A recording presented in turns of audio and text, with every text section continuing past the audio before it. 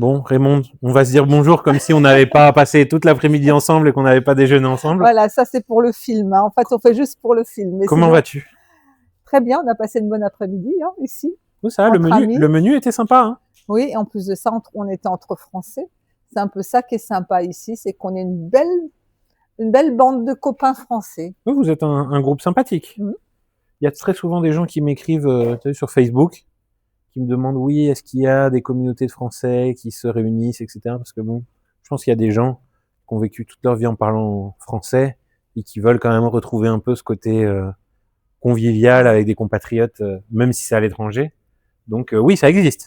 Pour moi, c'est indispensable, surtout quand tu as un certain âge, tu as beaucoup plus de mal à t'adapter à une nouvelle vie, hein, parce que, pour être honnête, quand tu as vécu 50, 60 ans dans un pays, tu vas pas dire du jour au lendemain, bah écoute, voilà, je change, je suis plus française. Tu restes toujours française dans ton âme. Et moi, pour moi, c'est important régulièrement de me retrouver avec des Français, de faire des fêtes. Aujourd'hui, bah écoute, comme je suis alsacienne, on a fait une fête alsacienne, hein, avec du Bäckerhof. On a de la musique alsacienne. Sinon, bah, très souvent, on fait des journées alsaciennes, des journées beaucoup plus avec des plats français.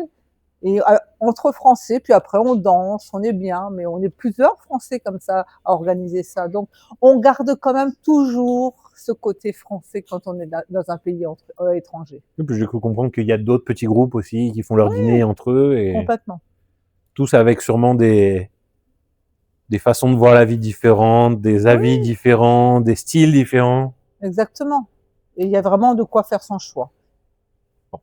Voilà. Donc ça répond quand même aux questions des gens qui sont préoccupés par rapport à ça et qui pourraient se dire oh là là, je suis parti vivre dans un autre pays, je ne parlerai plus jamais français, c'est terrible. Non. Non. Non, mais moi, je suis beaucoup plus dans une ambiance française que dans une ambiance paraguayenne. Hein. Même si je travaille ici, même si je suis avec des Paraguayens, je reste quand même toute la journée avec mon mari, on parle le français. Bah déjà vous êtes un couple, les deux étant français, Voilà, vous avez beaucoup d'amis français aussi, on a beaucoup donc d'amis ça. français. J'ai ma bonne copine qui est à maman avec qui je parle des heures en français. Ben, je suis aussi vice-présidente de l'UFE, donc aussi, ben, je rencontre beaucoup de Français. Donc, je reste quand même beaucoup dans l'ambiance française. Ok. Alors pour commencer un peu, déjà je voudrais dire que on mettra sûrement des inserts de où nous sommes, qui est donc l'hôtel Oasis à San Bernardino, donc, dont vous êtes les propriétaires, donc avec ton mari, Ouais. Lionel. Est-ce que tu veux me parler un peu plus de comment ça s'est passé? Comment déjà vous êtes arrivé au Paraguay et après est venue l'idée de l'hôtel, tout ça? Alors moi, je suis venue au Paraguay, je ne voulais pas venir au Paraguay. Donc c'est vraiment Contre ton gré? complètement contre mon gré. Je voulais pas venir au Paraguay, ça m'a pas plu du tout. Et en fait, c'est mon mari qui était Après ton premier voyage, vous êtes venu une fois attends. et t'as pas aimé? Non, pas du tout, mais je suis même pas venue moi. C'est mon mari qui est venu avec notre fille Laetitia, qui lui a dit: «Écoute papa, c'est super». Elle avait fait un stage avec chez des Allemands, en fait, un petit peu, avec du cru. C'était en fait des communautés allemandes. En fait, elle a fait Vista, enfin, c'est un genre de, je sais pas trop quoi, de communauté un petit peu bizarre. Et elle était là pendant un mois. Elle a trouvé ça super. Elle a dit à son père: «Ah, c'est super, faut absolument que tu viennes au Paraguay». Et donc, moi, je vais venir aussi. Mais seulement, j'ai eu l'idée de me casser la jambe au ski. Et j'ai pas pu venir. Donc, j'ai dit: «Mais écoute, vas-y quand même, hein», puisque c'était prévu. Et Lionel est arrivé au Paraguay complètement tombé amoureux de ce pays. Il a acheté tout de suite un terrain de 7 hectares.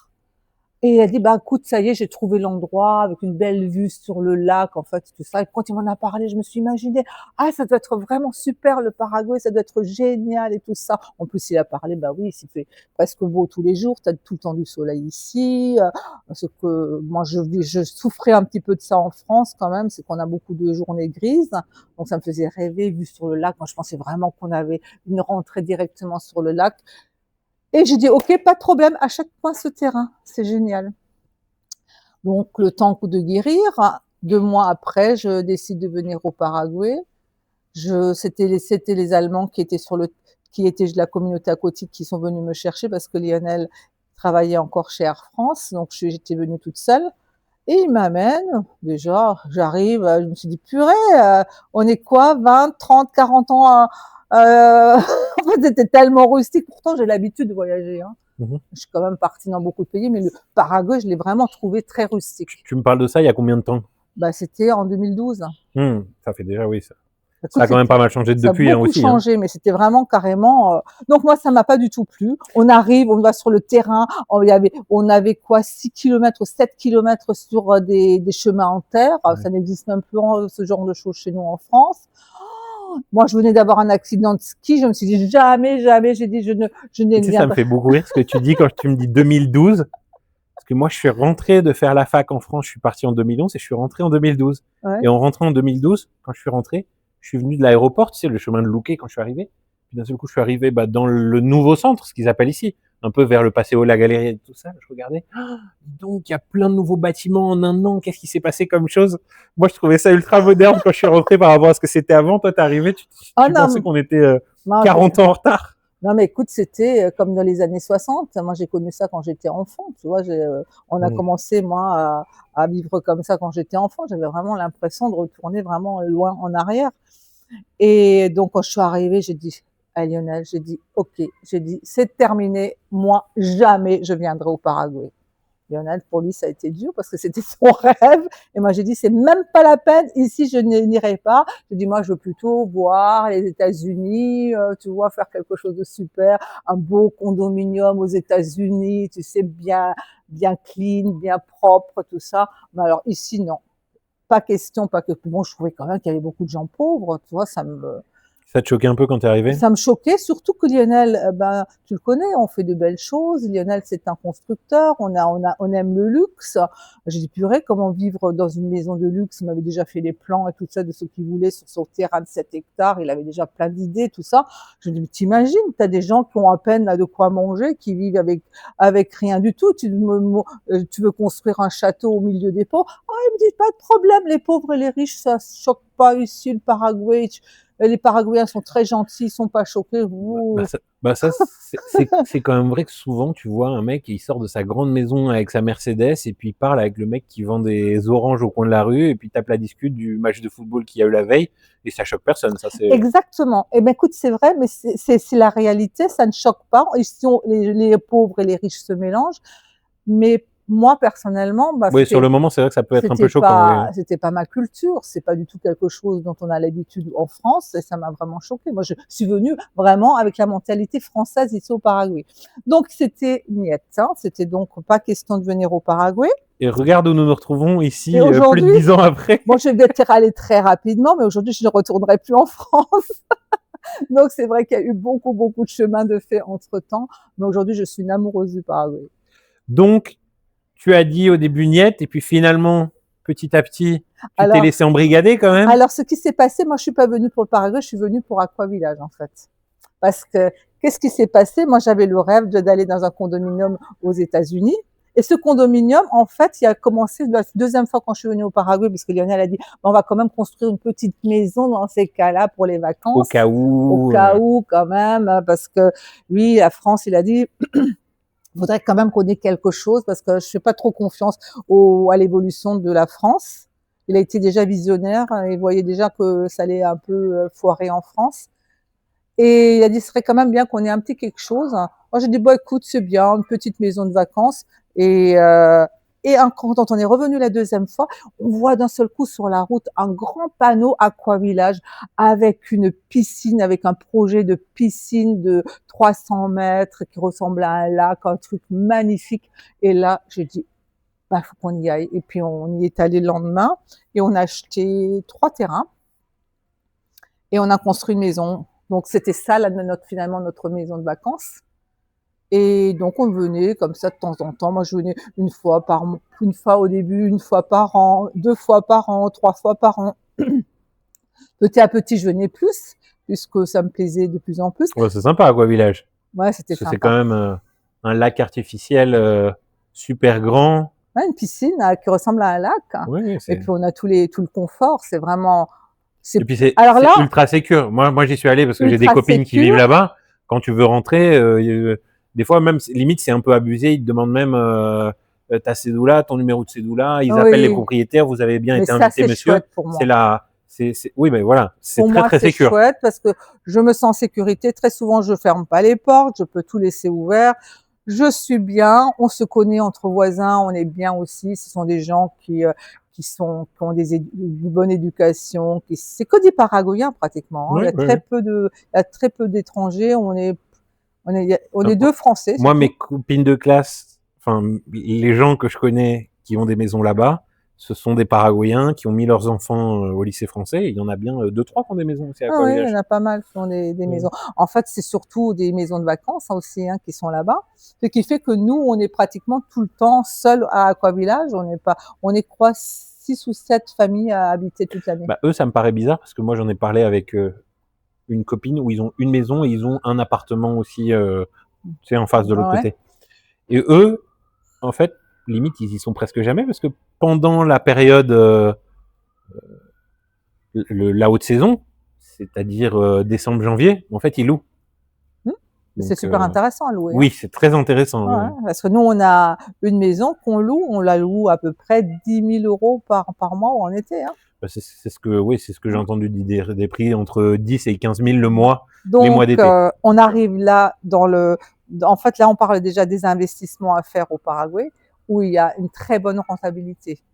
Si on sait bien investir, ça déjà. Bah, encore plus au moment où vous l'avez fait. Peut-être que maintenant, les prix ont beaucoup augmenté par rapport Il y a à ce toujours de bonnes moment-là. affaires Mais à oui, faire. oui, il y en a toujours, ça c'est Il y a certain. toujours de bonnes affaires à faire. Et c'est ça qui est chouette, c'est-à-dire celui qui veut investir, celui qui veut travailler. Alors, il faut pas venir avec une mentalité de Français. Hein. Si on vient ici pour dire tiens, qu'est-ce que je vais avoir comme aide, est-ce qu'on va me prendre en charge, tout ça, je dis tout de suite, c'est ce type de Français vaut mieux qu'il reste en France parce que ici, Oui, oui, ici, ils vont pas être beaucoup aidés, même pas du tout d'ailleurs. voilà. Ça, c'est Je certain. crois que pour venir ici au Paraguay, il faut avoir un côté aventurier. American Dream, mais Ouais, voilà, il faut être un petit peu version fou, Paraguay. mais par contre, on peut vraiment se faire plaisir en étant fou. On peut faire des choses qu'on ne peut pas faire en français. En France, ah ben, cet hôtel, on n'aurait jamais pu le faire en France, impossible. Avec tous les interdits qu'on a, puis alors sécurité de ça, puis problème de ça, puis ça. T'étais resté sur donc la construction de la maison à Aquavillage. Ouais. Comment vous êtes passé de ça où tu venais 1 à 2 fois par an à finalement Ah oui. vivre ici full Alors, time et oui, c'est construire vrai l'hôtel? que ça serait bien de couper là, parce que c'est vrai que j'ai fait un full time. Non, mais c'est pas. Ce qui se passe, c'est qu'en fait, donc on a construit au Paraguay, ici à Aquavillage. On a construit une deuxième maison à Aquavillage qu'on louait. Donc finalement, c'est pour les vacances et tout ça, super intéressant. Et donc voilà, on avait ça. Et on avait aussi un appartement, nous, à Cannes. Donc moi, généralement en hiver, en hiver de la France, j'étais plus ici. Et en hiver d'ici, j'étais plus en France. Sympa. Ça, c'était l'idéal pour moi. En fait, pouvoir se partager comme ça les bons moments, prendre le must de chaque période, je trouvais ça très chouette. Donc, en plus, j'ai beaucoup aimé habiter à Cannes, hein, j'ai beaucoup aimé ça. Tu faisais l'hirondelle, tu migrais. Voilà, tu fuyais le froid. Voilà, j'aime pas le froid. Voilà, c'est ça. Moi, Mais je suis d'accord avec toi. surtout le froid en France, hein, le froid, j'aime pas du tout. Encore que Cannes, c'est pas des hivers Oui, oui, il y a très, pire. Hein. il y a pire quand même. Hein. Mm. Et donc, voilà, mais ça me plaisait très bien. Sauf ce qui s'est passé pour moi, c'est que en 2020, il y a eu la pandémie et je me suis retrouvée coincée à Cannes. Pendant 3 mois, je pouvais plus retourner au Paraguay. Et Lionel, mon mari, était ici. Donc pendant 3 mois, impossible de prendre un avion, impossible de sortir de France, J'ai quand même pris un avion de rapatriement qu'a mis en place l'ambassade du Paraguay pour rapatrier les gens les Paraguayens qui étaient, comment ça s'appelle, en France, coincés en France. Donc j'ai quand même au bout de 3 mois pu rentrer comme ça. Mais c'était pénible. Et là, je sais pas, j'ai trouvé ça m'a traumatisé le comportement des Français. Bah, en étant ici, en ayant vu aussi, en étant Ouais. témoin de la gestion de la crise là-bas et ici.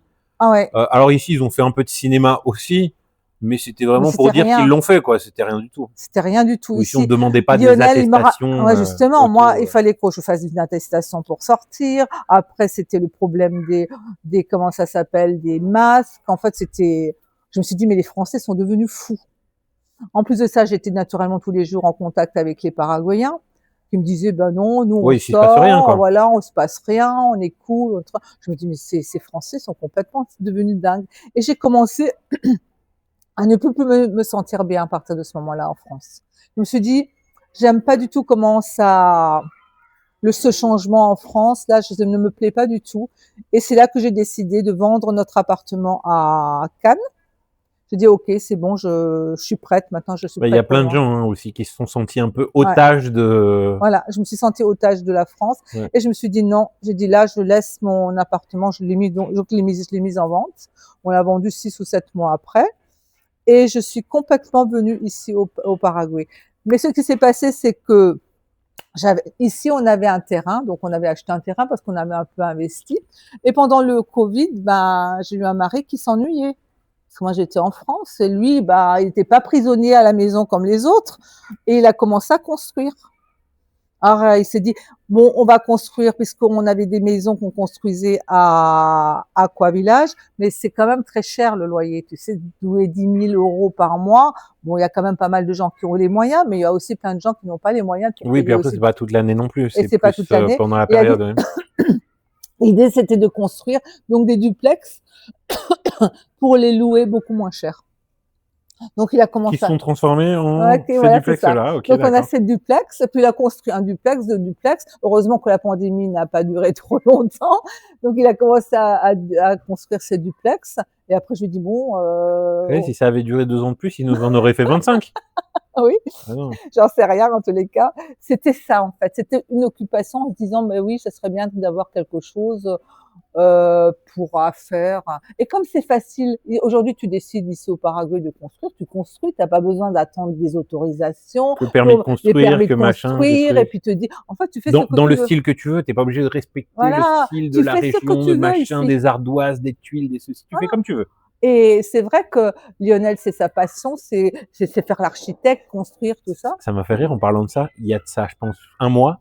Il y a un Français qui m'a appelé, qui est allé s'installer à Encarnacion et qui m'a dit qu'il voulait acheter une maison qui était un local de je ne sais quoi avant. Il m'a dit oui, le problème c'est que le toit est bas. Ce que je voudrais, c'est rajouter un peu 1 mètre peut-être de toit. Mais je vais voir parce qu'il faut que je demande le permis de construire. Quand il m'a dit ça, qu'est-ce que j'ai ri. Ouais, c'est incroyable. Je lui ai dit ah mais non, mais ça. Non, mais moi, la municipalité, ils m'ont dit que oui, mais la municipalité, ils vont dire ce qu'ils veulent. Mais j'ai jamais entendu parler de quelqu'un qui demande un permis de construire pour construire quelque chose ici au Paraguay. Non, c'est hyper cool. Donc c'est vrai que si tu as ce genre de passion, ici tu es libre de jouer, de t'amuser, de faire des choses que tu as envie de faire Donc, dans la vie, on t'embête pas. en Voilà, gros, ce qui t'a séduit, c'est la liberté un peu dans tous ses aspects. ouais, dans tous ces aspects. Donc tu es vraiment libre. Et ensuite après, moi j'ai toujours organisé aussi, quand j'étais en France, j'aimais bien organiser des séminaires, parce que j'étais beaucoup dans les centres de bien-être. Donc organiser des stages, des séminaires et tout ça. Et je dis, tu vois, ça serait bien qu'on construise aussi un restaurant, qu'on construise une piscine. Enfin, petit à petit, les idées se sont Ils élargies. se sont agglomérés, puis vous en Voilà, avez rajouté à chaque on fois. en a Ok. rajouté. C'est ça la magie du Paraguay. Tu peux faire des choses qui n'étaient pas prévues, rajouter. Ensuite, après, Ouais, c'est comme ta copine hein, qui voulait construire un poulailler, puis finalement elle s'est retrouvée à construire une deuxième maison. voilà, c'est ça, tu fais ce que tu veux, tu transformes un poulailler en maison, on va jamais t'embêter et puis tu vas pas payer plus d'impôts pour autant, en fait, et voilà. En tous les cas, j'ai aussi ouvert mon spa. Donc j'ai des masseuses qui y travaillent. En France, je pourrais pas faire tout ça. Il faudrait des autorisations, je sais pas, et des trucs compliqués pour avoir tout ça. Et là, je peux me faire plaisir, je peux faire tout ce dont j'ai rêvé, je peux le faire. Voilà. En plus de ça, le pire, c'est que je suis une vraie princesse. J'ai du personnel qui me coûte pas cher. J'ai jamais besoin de faire le ménage. Jamais pratiquement besoin de rien faire. En fait, je me sens comme une princesse ici. Tu fais les courses. Bah, tu as toujours quelqu'un qui est là pour t'emballer les courses, pour te les amener pour te les Ouais, c'est plein de amener. petits détails qui font Plein quand de même. petits détails. Tu vas prendre de l'essence à la station-service. Je sais plus, je vais en France. Là, l'autre fois, Ah, j'étais mais allée moi, en j'aurais France. du mal, hein, je saurais même pas Je comment suis payer. restée dans la voiture. En attendant que quelqu'un vienne te mettre l'essence. Et Génial me dit, ah, mais tu sais qu'il faut sortir, se servir soi-même. Ah, mince alors, tu vois. J'ai oublié. J'ai oublié. Non, oui, c'est vrai. Tu vois, tu sais même plus qu'il faut tout faire soi-même en France. Avoir une femme de ménage tous les jours chez toi, c'est même pas envisageable. Là, je fais plus de repassage, je fais plus de ménage, t'as quoi, t'as n'importe quel travaux, t'as n'importe quoi. Bah, t'as tout le temps quelqu'un qui peut tout te faire. C'est génial. Mais c'est vrai que moi, je suis pas très employé de maison. J'ai une dame qui vient me nettoyer la maison de temps en temps parce que je veux pas quelqu'un tous les jours. Moi, je veux pas avoir quelqu'un dans ma maison. Ça m'emmerde. Mais par contre, ouais, j'ai par exemple le chauffeur. Euh, Tiens, on va chercher ceci, il va me faire ce papier, Mais va c'est machin. ça, C'est c'est une qualité de vie. génial. Quand on est à Samson, je dis, bah écoute, j'ai besoin de telle et telle chose, bah il te le livre. Non, c'est vrai que c'est très pratique.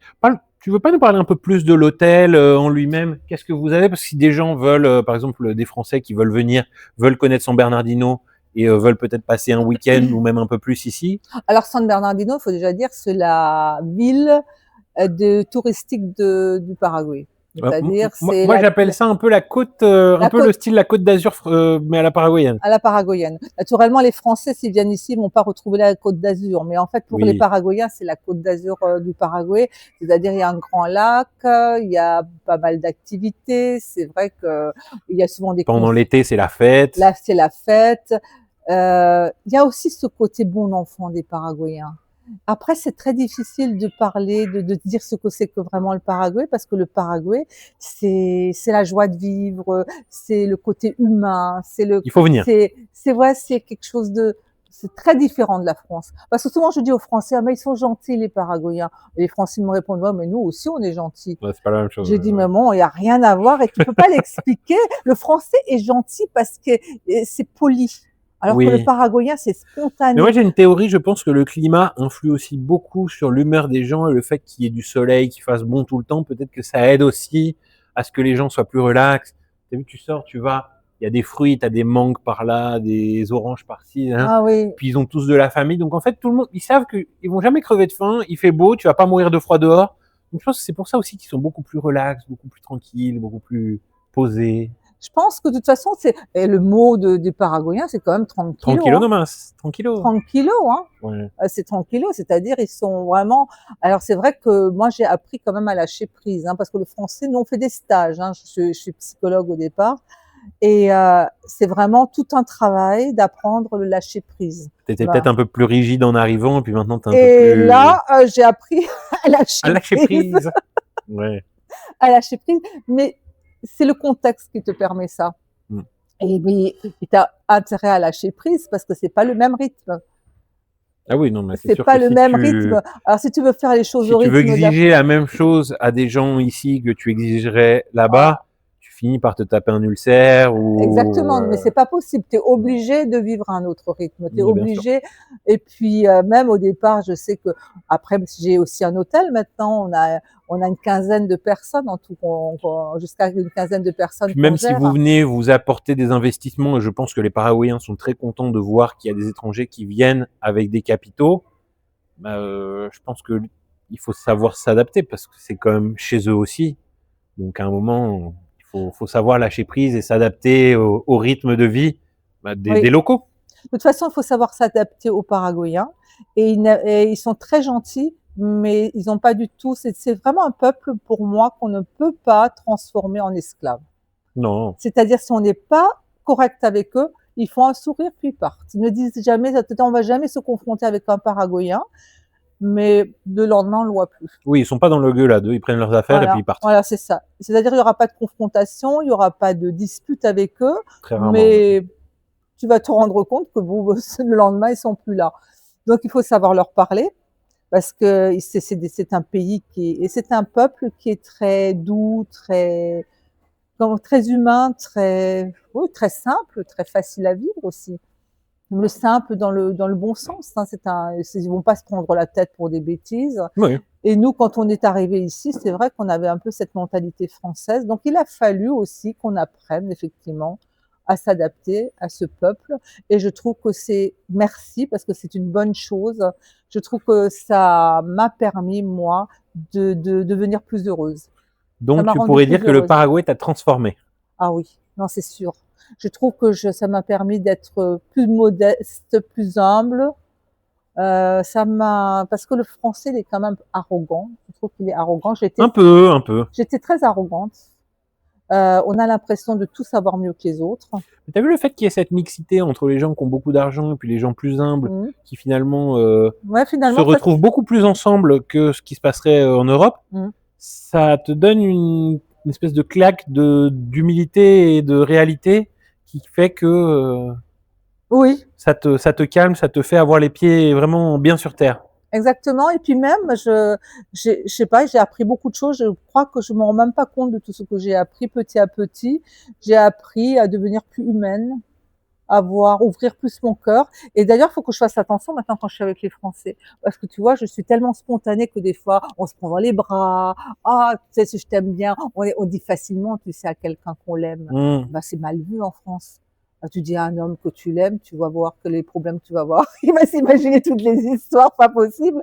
Ici, ça n'a pas de problème. Ouais, mais t'as vu en espagnol, c'est un peu moins embêtant parce que t'as cette distinction entre te amo et te quiero mucho. Ouais, voilà. Donc y a pas cette ambiguïté. Tu peux dire à quelqu'un que tu l'aimes beaucoup sans que ça puisse être Ouais, mal mais tu perçu peux parce qu'il y a envoyer plein de le petits voilà, cœurs, oui, tu peux oui. plein de trucs, tu peux le C'est plus prendre, chaleureux, tu oui. peux tu sais très chaleureux sans que ce soit ambigu. Bah, eux, ils le disent, hein. Ils le disent que pour eux, nous, les Européens, on est beaucoup plus froid, C'est très beaucoup froid. plus, oui, oui, Et beaucoup plus là carré. maintenant, mais ben, j'étais une vraie Française hein, quand je suis arrivée ici, donc effectivement avec cette retenue et petit à petit Et je me maintenant, suis, t'es devenue une fausse française ou je- une vraie paraguayenne? écoute, je crois que je me suis adaptée à cette culture et j'ai plus de mal maintenant avec les Français. C'est drôle hein, qu'on parle de ça parce que justement, j'en parlais avec notre équipe qui filme. Je leur disais, tu sais, dernièrement, je suis un peu plus impliqué avec la communauté. Il y a des gens qui m'écrivent, qui me posent des questions, etc. Qui sont très sympathiques en général, mais je me rends compte quand même Mhm. que je suis beaucoup plus paraguayen que français avec les années, Bah au bout de oui, 21 ans. c'est obligé. Et moi aussi, je deviens maintenant comme ça. Et quand je suis avec les Ça va faire Français, combien de temps maintenant? bah, ça fait depuis 2012, ça fait 12-13 ans hein, que je viens ici, tu vois. Ah, ça fait déjà une trotte quand même. Hein. Donc ça fait quand même, et je me rends compte que j'ai du mal. Il faut que je fasse attention quand je suis avec les Français, tu vois. À chaque fois, je me dis, ouf, Raymond, tu prends du recul. Attention, si tu vas les choquer, Bon, tu mais vas. après, tu as quand même beaucoup d'amis et de connaissances françaises qui sont ici depuis un bon moment et Ah bah, qui avec se eux, il y sont a mis aucun aussi au problème. diapason, donc il n'y a aucun problème. Ah bah, ceux qui sont ici, de toute façon, ceux qui font le pas pour venir habiter dans un pays Et qui y sont restés, et qui sont restés, ce ne sont pas les mêmes Français. bien sûr. Ouais, voilà, là, on change un peu de plan, là, on a rajouté un peu de lumière. Oui, Voilà. donc ce que je te disais, c'était par rapport à la question que j'avais posée à maman qui vit un peu à la campagne et un peu en ville. Et je sais que vous êtes à peu près dans le même cas de figure. Je sais pas quelle est ta vision, toi, de Asunción et l'agglomération de la capitale. Et ici, où vous êtes un peu plus en retrait quand même. On n'est pas loin. Hein. Ouais. San Bernardino, c'est quoi? C'est une quarantaine de kilomètres? Quand je suis arrivée au Paraguay, il était hors de question pour moi d'aller à Asunción. J'aimais pas du tout cette ville. Donc, j'étais bien contente de venir à San Bernardino. Je trouve que c'est une des rares jolies, belles villes au Paraguay, à San Bernardino. Je trouve que c'est vraiment une petite ville sympathique. Enfin, à mon goût, hein. Oui, oui. Sinon, il y a d'autres villes qui sont jolies au Paraguay. Mais moi, San Bernardino, c'est une ville que, voilà, on a toujours nos amours, et donc, moi, j'étais très bien. Et puis, finalement, comme on aime bien sortir, parce qu'en fait, ce qui est chouette ici aussi, c'est qu'on peut régulièrement se faire des concerts et c'est gratuit. Mhm. Et là encore, la semaine dernière, on avait un super concert complètement gratuit. Oui. Hein, Ah oui, oui, on s'est retrouvés ensemble. C'était tu bien, vois. c'était très très bien. C'était Oui. vraiment chouette, de qualité et tout ça. Moi, je trouve, franchement. Et donc, on aime bien se faire comme On ça. a eu un pianiste de renommée internationale, un chef d'orchestre qui était aux Petits Oignons et c'était un peu un tribut aux grands musiciens de la musique classique De musique classique, et en plus française. française. Il y avait, on avait du Saint-Saëns, du Oui, Ravel, du Ravel, du du Bizet oui, et Bizet. du Merci Lionel. C'était lequel le dernier? Saint-Saëns, Ravel, Bizet et et Berlioz, voilà. Voilà. Il y a une petite rétrospective assez sympathique. Voilà, c'était super sympathique. C'était, en plus de ça, Oui, puis il est très joli le théâtre municipal d'Asunción. Le pianiste était excellent. Oui. L'ambiance était excellente. Donc on a régulièrement comme ça l'occasion de faire des concerts, de sortir au théâtre. En fait, en plus, c'est pas cher. Faire des sorties au Paraguay, c'est vraiment pas cher. Là, c'est même gratuit. On fait des restaurants, c'est pas cher. Nous, on adore, Lionel et moi, de faire du tango. Donc on se fait des milongas, on se fait des sorties. On aime bien sortir, bah oui, à des soirées dansantes, faire des soirées. Déjà, c'est pas cher et en plus de ça, c'est hyper convivial. Oui. C'est hyper convivial. Moi, je sais que j'étais à des milongas à Paris, ben, on se sent étranger, c'est différent puisque là, c'est tout de suite, je sais pas, c'est tout de suite on te prend dans les bras, c'est chaleureux, c'est gentil, tout ça. C'est pas du tout la même ambiance. Donc, tu dirais que pour les gens, tu as vu, tu as des gens qui sont très attachés quand même aux sorties culturelles. Aller, je sais pas moi, à l'opéra, voir des films, sortir, enfin, voilà. Entertainment en général et culturel, donc tu dirais il y a de quoi faire. Il y a de quoi faire et c'est mieux naturellement en étant à Asunción et de pouvoir rester à Asunción parce que tu rentres tard, on rentre souvent 1h, 2h du matin. On y va aussi avec ma petite fille. Moi, j'aime bien, tu vois, emmener de temps en temps ma petite fille quand c'est les vacances, l'emmener avec nous à Asunción. Ben alors, écoute, on va au cinéma. Déjà, tu as des super cinémas 3D, on se fait vraiment le cinéma complet. Oui, moi aussi, je me fais plaisir. Je vais au Cinémark, là, avec les sièges là, qui se couchent où tu as directement une couchette. Hein. Génial. Le premier, là, c'est bien. C'est vraiment bien, avec tout ce que puis ça coûte pas cher, ça coûte 100 000. 100 000, ça fait combien en euros à peu près? 15 €, 12 €, non? Ouais, même pas, ouais, 11, 12 €, ouais, c'est ça. 12 €. Et t'as ton plateau avec tes boissons. Ouais, puis tu peux leur demander, ils t'amènent directement la nourriture à ta place. Ouais. C'est le pays du service, voilà. C'est vraiment le pays du service. Donc notre petite fille adore parce qu'on se fait régulièrement, on se fait comme ça des sorties ciné. Ensuite, nous, la dernière fois quand vous étiez allés, je crois qu'il y avait une soirée un peu musique rétro au Voile. Vous êtes allé dernièrement. Ouais. Nous, par exemple, on était partis voir. Il y avait une soirée où on faisait un tour. Et il y avait, je crois que c'était. ¿Cuántas galerías había en ese que nos fuimos el otro día? Où on avait fait un tour de 10 galeries différentes d'art avec des expos. Ouais. C'était super sympa aussi. Ben, les galeries d'art, il y en a beaucoup ici pour ceux qui aiment l'art, le côté artistique. Ben, moi, j'avais utilisé et j'avais organisé aussi ici à l'hôtel, dans notre salle, tu vois, une expo? Une expo plusieurs fois avec des artistes et tout ça. J'ai même eu les diplômes de bienfaitrice du ministère du Paraguay, de la culture et de l'art. Et de l'art et tout ça. On est assez vite, oui, remerciés. Ils apprécient aussi quand on fait ce genre de choses ici au Paraguay. Ça se passe bien tes contacts avec la Sénatour, qui est le secrétariat national du tourisme? Mais ce qui est génial, c'est bien que tu me poses cette question-là. Ce qui est génial ici, très vite, tu es toujours ami. Tu rencontres le ministre, ça devient une amie. Bah, tu sais comment on appelle le Paraguay? Tu sais comment ça s'appelle? Ouais. Le petit nom.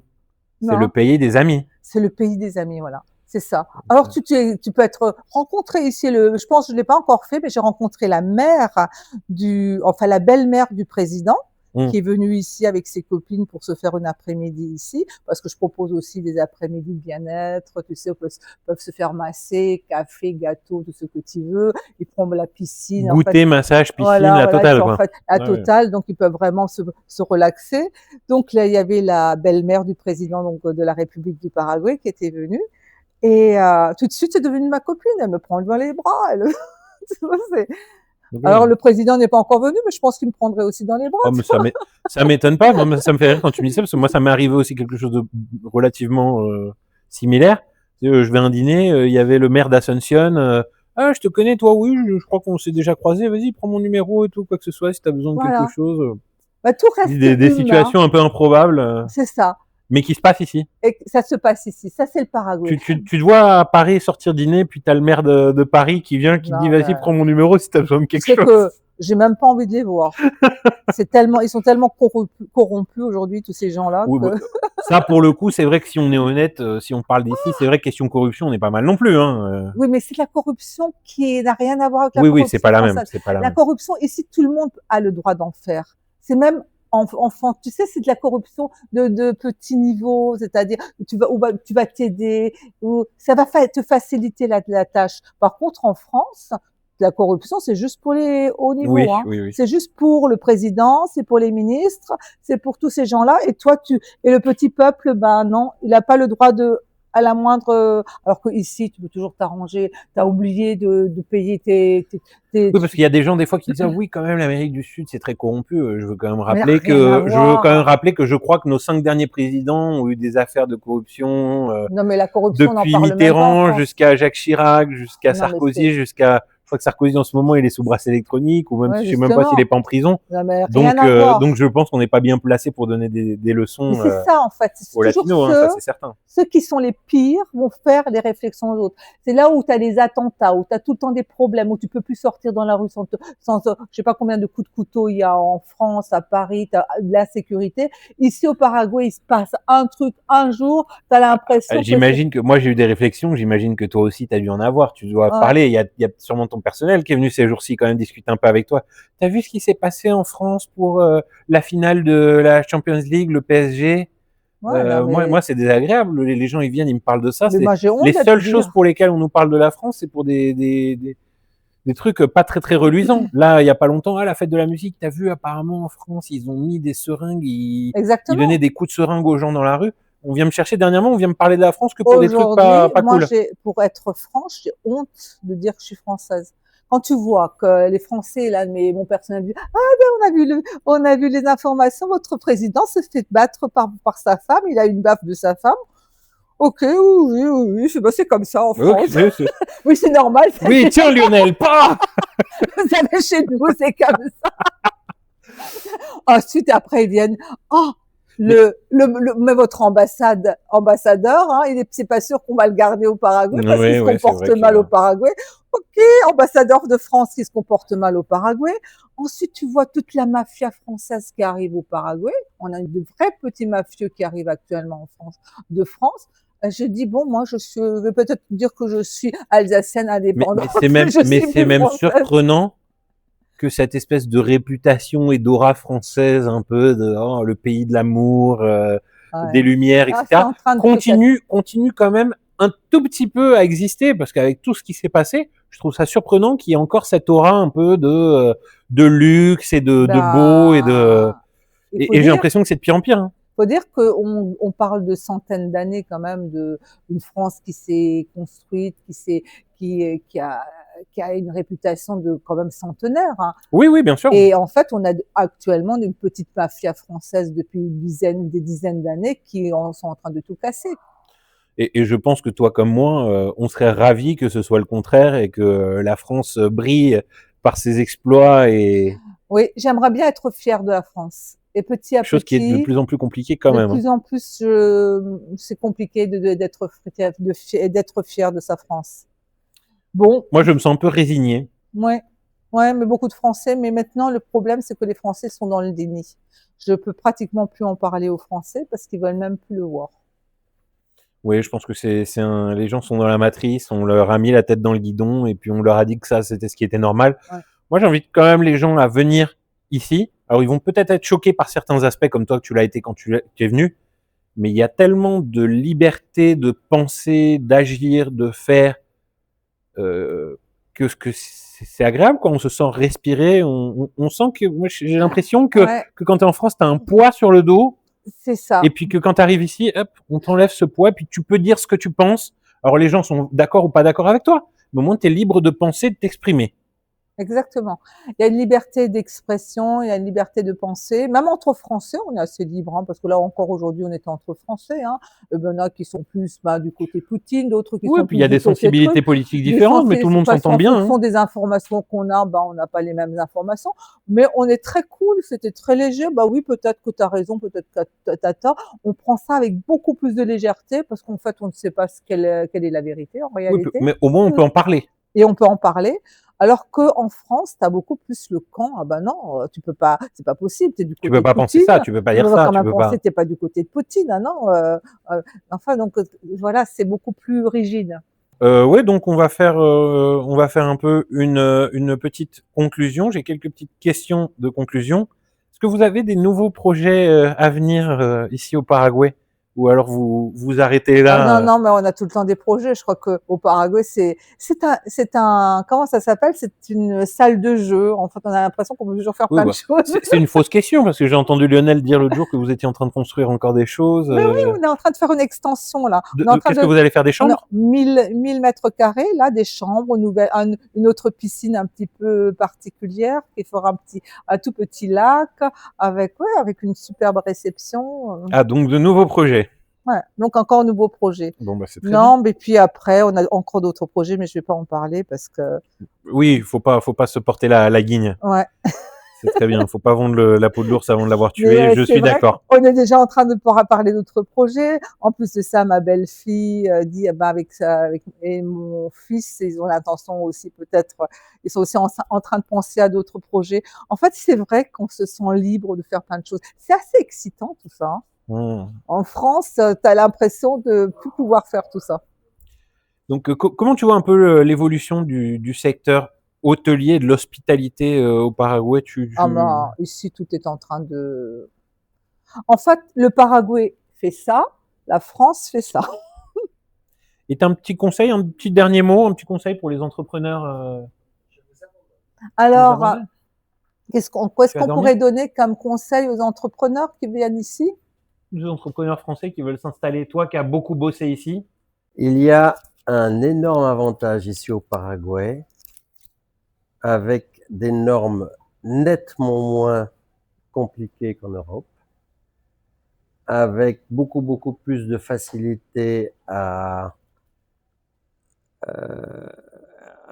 communiquer avec les administrations qui sont là pour nous aider, avec une imposition qui est très faible, avec un personnel qui n'est pas cher, pas toujours efficace, mais qu'il faut choisir.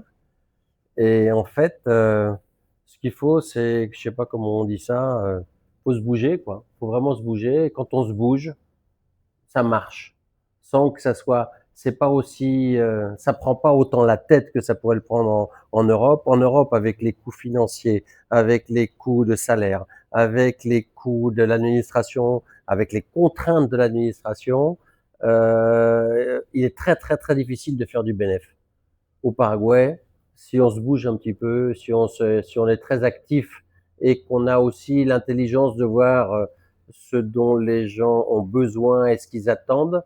Et en plus, on est dans un pays où il y a une classe moyenne qui est en train de se développer et qui est de manière assez importante, qui a de plus en plus d'attentes et d'espoir. Ils veulent profiter de la bonne bouffe, ils veulent profiter des bons endroits, ils veulent profiter du développement. Si on leur offre quelque chose qui va dans ce sens-là, on a toutes les chances de réussir. Magnifique. Et, Je sais pas si c'est et on magnifique, paye que 10% avec une d'impôt. imposition très faible, et encore, bon, je ne dirais pas ça. Il y a des choses que je ne dirais pas. Oui, mais il y aura un chapitre en plus sur l'imposition parce qu'il y a les 10%, Ouais. il y a aussi les 10% de renta personnelle, mais qui peuvent Ouais. être optimisés. Oui, mais tout ce que tu peux il y a déduire une aussi. particularité aussi, c'est que nous, on a l'hôtel ici, mais tous nos frais ils passent sur l'entreprise. C'est pas comme en France. L'abus de biens sociaux n'existe pas ici. Il n'y a pas d'abus de biens sociaux. Il n'y a pas d'abus de biens sociaux. Et c'est énorme la différence. C'est énorme la différence. En France, tu es imposé si tu fais des cadeaux de l'entreprise, qui seraient des stylos, des choses comme ça, c'est extrêmement compliqué. Ici, Non, mais ici, c'est la liberté totale dans l'entreprise. Le Hein. comptable, lui, il fait les factures, c'est lui qui s'en occupe. bah, exactement, Je ne touche ouais. pas à la compta, il n'y a jamais personne qui est venu m'emmerder. Non, mais justement.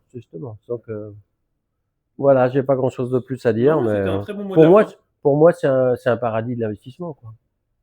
Le problème, c'est toujours le personnel, d'avoir du bon personnel qui veuille bien bosser. Faut être là tout le temps, mais bon. Mais ça existe, c'est possible. Mais on en trouve, nous, Mais on après, a. c'est globalement un problème quand même Général. partout, hein, c'est pas qu'ici non plus. Alors Non, en peut-être que France, les c'est gens en devenu- France sont en un tout petit peu plus carrés sur C'est certains fini. aspects, mais C'est fini. donc finalement, c'est pas vraiment. Non, c'est pas plus compliqué qu'en France. C'est pas plus compliqué. Les gens veulent plus bosser en France non plus. Il y a Les moins de gens- barrières quand même. Ouais. Nous, on est... Non, c'est un super beau pays. Ouais, ouais. Donc Lionel est venu nous donner le mot de la fin et la conclusion. Je peux pas être plus d'accord que tout ce qu'il a dit était relativement vrai et je le vis aussi tous les jours. Donc comme il disait, bas niveau d'imposition et puis des barrières quand même bien moindres. Donc je pense que la seule chose à faire, c'est de venir au Paraguay et puis de se frotter à la réalité d'ici, voir si c'est fait pour vous ou pas. Et voilà.